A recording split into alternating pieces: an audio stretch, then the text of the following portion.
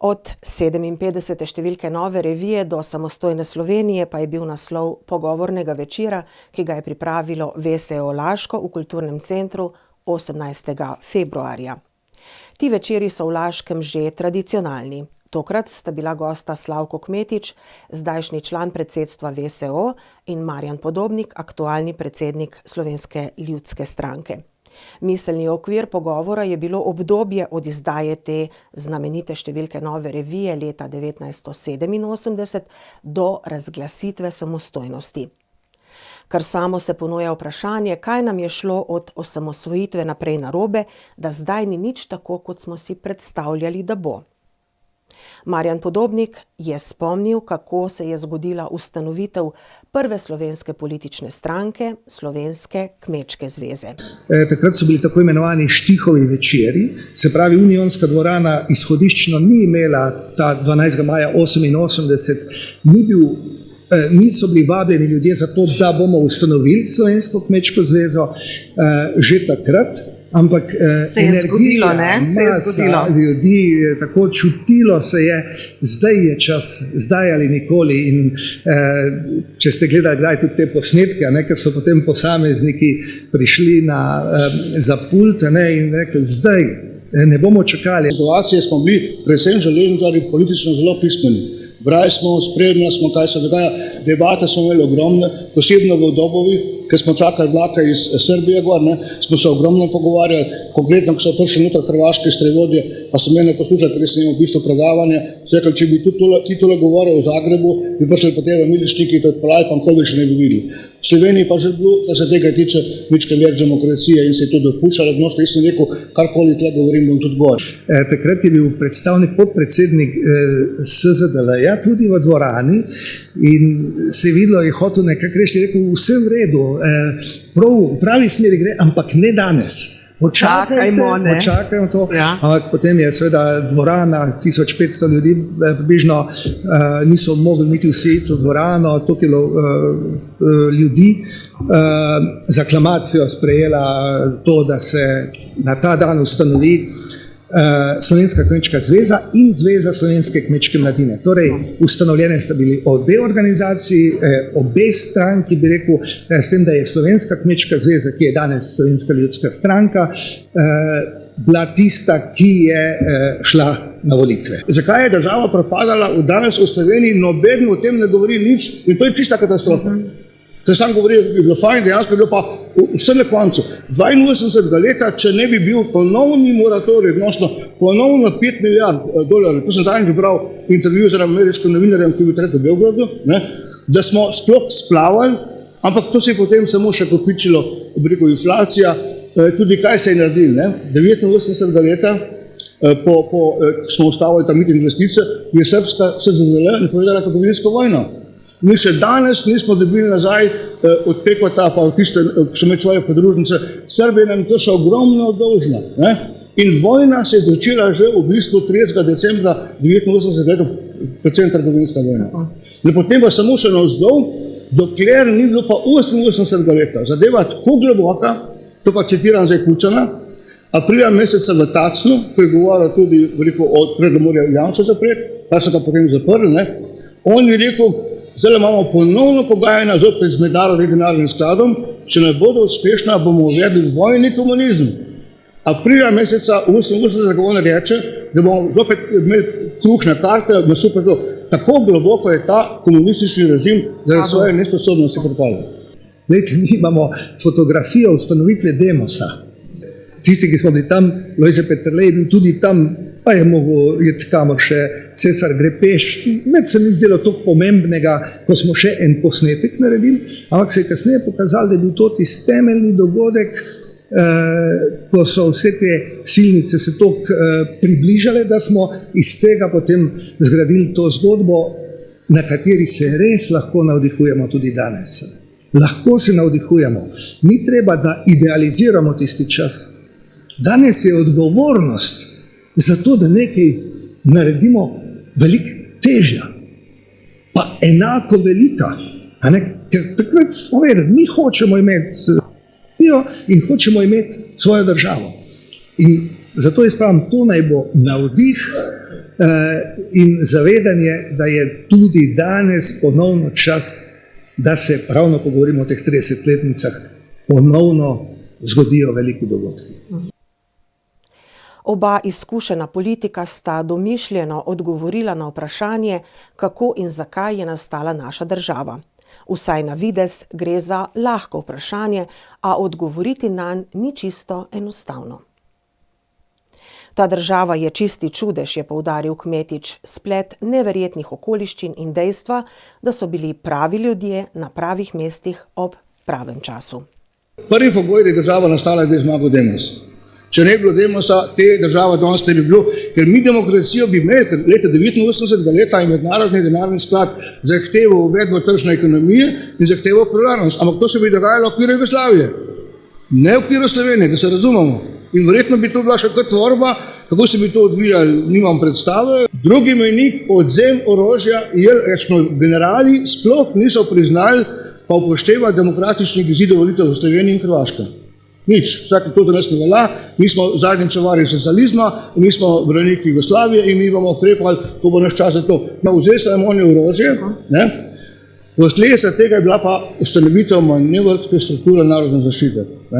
Na zahtevo naše slovenske vlade, to, kar je potem naredila nova, ki se je pa znotraj stare teritorijalne obrambe se je naredila nova struktura. To je fenomenov. Na West Pointu to proučujejo in celemu svetu govorijo, kako sposobni so bili Krkovič, pa Beznik, pa oni, ko so znotraj milice vzeli posameznike ven, pa znotraj teritorijalne obrambe in naredili eno strukturo, ki je naredila temelj, potem pa posvet poslancev Poljča. Si bil tega, ne? Lej. Ker to so bili dvodnevni sestanek zelo dramatičen, debate so bile velike, konkretno jaz sem prišel gor na pozornico in rekel, če že gremo v to zgodbo, jaz sem bil rezervni oficir, pa sem vedel, da vojaki Srbi nas ne bojo mirno spustili ven, da pa so gnili in nesposobni, da jih pa lahko premagamo, se neko, če bomo imeli 2 brigade dobro oboženih slovenskih vojakov, fantov, pa rdeči brlog imenovan RTV pod našo komando. Če bomo to dvoje imeli, potem imamo realne šanse, da zmagamo. Ne? No, ključna je bila pa ta zgodba, da sta pa Janša pa Bavčar Pučniku povedala o obstoju manevrske strukture. Pa tudi jaz nisem vedel, pa sem bil podpredsednik komisije za obrambo. Ko je to on povedal in potem prišel pa k nam, ker vemo pa Pučnik, kaj je rekel, on je bil pa dejansko srčen, rekel dosleden, precizen, nič ni bilo dvomov v njegovih besedah, tako da on je dal energijo vsem tistim dvomljivcem. Normalno plebiscitna volja slovenskega naroda, če te volje ne bi bilo, ali pa če bi bilo 50-50 vprašanje, kaj bi se dogajalo. Zdaj smo pa dobili mandat ljudstva, no in potem pa normalno zmaga v vojni za Slovenijo. Tudi po zaslugi, tudi to zdaj, lete, kaj se dogaja. Danes dobiš na Hrvaškem, v Srbiji je to bistveno več informacij o tej popretekle zgodovine. V Sloveniji popolna tema. In te stvari, ko zdaj govorim, jaz vem iz knjig, iz pričevanj, generalov, ali takalih okrogih mis, ali karkoli ga govorijo. Jaz bi rekel šestič, tako da to državo smo si izborili, pa tudi izmolili. Jaz verjamem v to, da tako kot je bilo važno, da smo bili tako organizirani, je tudi vsi tisti, ki so in smo verjeli, da je še kdo, ki vpliva na to dogajanje, ker je komaj da možno verjeti, da je bilo toliko srečnih naključij, da se je vedno poklopilo, že omenjen recimo Poljče, je treba vedeti, da je tudi znotraj slovenske vlade je bilo veliko skepse. Iz tega časa je znameniti stavek, da bomo travo jedli, če nam propade jugoslovansko tržišče. Jaz mislim, da je predvsem velik problem, da ni temeljno vprašanje, kam se obračamo, da je vprašanje, kam je šla naša odgovornost. Ker recimo, če vse to obračanje je pravzaprav posledica tega, ne? Vsega tega, kar manjka, ne? Recimo, ko nekdo reče, ja, takrat se je dalo, zdaj je pa apatija. Apatija je zame drug izraz za neodgovornost. Izgovor v bistvu. Mi nimamo pravice biti apatični. Sicer bomo izgubili to, kar smo dobili, iz česar nam ni uspelo narediti vsega, mnoge stvari so šle napačno, ampak nobena stvar ni dokončno zamujena. Lahko jo pa mi dokončno zamudimo. A mislite, da je bilo takrat prijetno? Glejte, jaz sem bil takrat star 28 let ko smo delali. Niso vam ravno ploskali, ne vsi? In jaz se spomnim, pred prvimi volitvami, kandidat sem bil na Cerkljansko-Idrijskem, tam polna taka dvorana, manjša, ker je manjša vas, vsi so prišli in je eden rekel tako po domače, kaj Marjan boš ti govoril, ti nimaš sina v Srbiji v vojski, kot ga imam jaz. A lahko zagotoviš, da bo zdrav in živ prišel nazaj, če se osamosvojimo. Imel sem par trenutkov možnosti, ki sem rekel, absolutno zagotavljam. Nobenega dvoma ni. Kot je bilo prej rečeno, kljub temu, da nismo imeli za sabo ne vojske, ne ekip, bila je pa trdna odločenost in taka prepričljivost, da so ljudje šli za nami. Veste, kaj je bil Demos? Slovenska kmečka zveza, Slovenski krščanski demokrati, socialdemokrati, Zeleni Slovenije, Liberalna stranka, potem še Sivi Panteri in SDS in Zeleni Slovenije so bili veliko bolj levo-sredinski kot desno-sredinski. Je bil nek tak širok krog. Recimo danes ponovno se je postavilo vprašanje, tu smo v Laškem, veste, kaj se je dogajalo recimo med vojno, po vojni, ti poboj in to. Ampak kljub vsemu je pomembno, da ohranimo spoštljiv odnos do vseh, ki so se borili proti nacizmu, fašizmu in komunizmu. In je to eden od zgodovinskih temeljev, ki naj nas povezuje, ne pa deli. Jaz mislim, da je slovenski kmečki stan upravičeno ponosen na to dejstvo, da v času, ko so mnogi čutili, da je treba nekaj narediti. Pisalo se je, bila je 57. številka, nekateri so že pripravljali ustavne spremembe in tako naprej. Formalne akcije. Oni so pa to naredili, kar so drugi govorili. Tako, in mi, ko smo se v tej dvorani zbrali, jaz se spomnim, jaz sem takrat govoril o gozdarstvu, da smo potem pokrili celoten ta spektr in preko tega, se pravi, od desnih, zmernih, sredinskih in tako naprej strank skupno kot Demos, ki je bil prej omenjen, šli na volitve in nagovorili širok krog ljudi, uspeli in seveda, kot je bilo že rečeno, potem se postavi vprašanje, kaj je šlo narobe. Kaj je šlo narobe? Marsikaj je šlo narobe, pri čemer ne smemo imeti iluzije, da so to naključja. Niso slučajno bili zakoni tako napisani, da tudi velika kriminalna dejanja v vsaki normalni demokratični državi pri nas niso nezakonita dejanja. Torej, sistematično se je pripravilo temelje za to, da se je lahko privatizacijo državnega oziroma družbenega premoženja izpeljalo na način, ki ni bil tak, da bi služil razvoju celotne države, ampak pač je neka ožja skupina ljudi to izkoristila. Državo smo naredili. Znotraj nje pa je treba postoriti še marsikaj, je bilo slišati v pogovoru.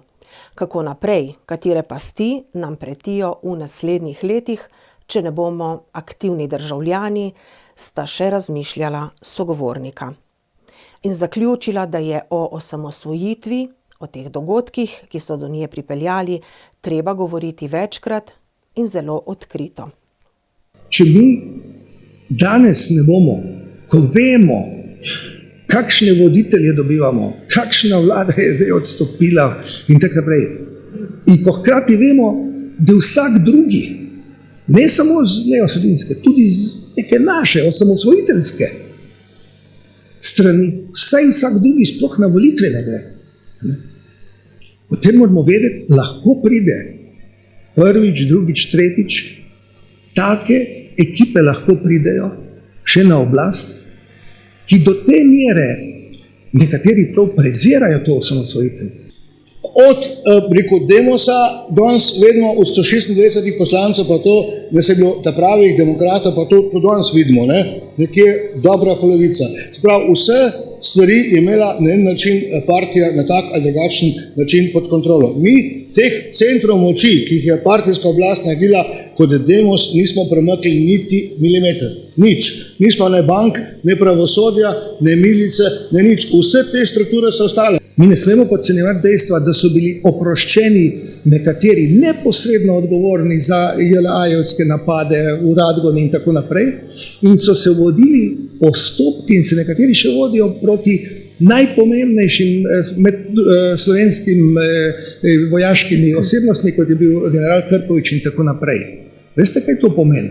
Lahko se naenkrat začne postavljati vprašanje legitimnosti, v naslednji fazi legalnosti. Če pride taka ekipa, da bodo naša sodišča osamosvojitelje obsojala, agresorje oproščala, veste, to se zelo na hitro se stvari obrnejo. Ni res, da so vsi enaki.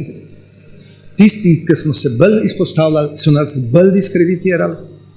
Veste, te diskreditirajo to, da te lastna mama ne verjame, da ni nič, ker če vidi 100 svinarij na televiziji, reče nekaj pa že more biti. Čase pa Jukove vlade pokličejo Kučana na Čebine. Vemo, ko so Čebine, to je v Trbovljah, kjer je bila ustanovna seja CK Slovenije, ne? In mu govorijo, da naj prepove knjigo, če se ne motim, Franca Premeta, tudi mi smo umrli za domovino. On jim pove, prav, ne, to ni problema, pač on je niso napisali eno knjigo, mi smo jih napisali 1000 knjigo, na knjigo nič, ne? Ampak kaj pa tam je povedanim, da jim je zagotovilo, da nobeden od teh zločincev ne bo v Sloveniji procesiran in kaznovan. In do danes se to še ni naredilo. Je treba vedeti, da večina iz teh osamosvojitvenih pomladnih strank nosilcev smo bili pod totalno diskreditacijo in je potem izjemno težko delati. Država mora staviti na dveh stvareh, na redu in na pravičnosti. Želja red je lahko brez pravičnosti, pravičnosti brez reda pa ne more biti. Pri nas pa nimamo ne reda, nimamo ne pravičnosti. Po popolni reset te politike. Mi rabimo s tem, da, to je pa rekel že Lincoln, volilni listek je močnejši od metka.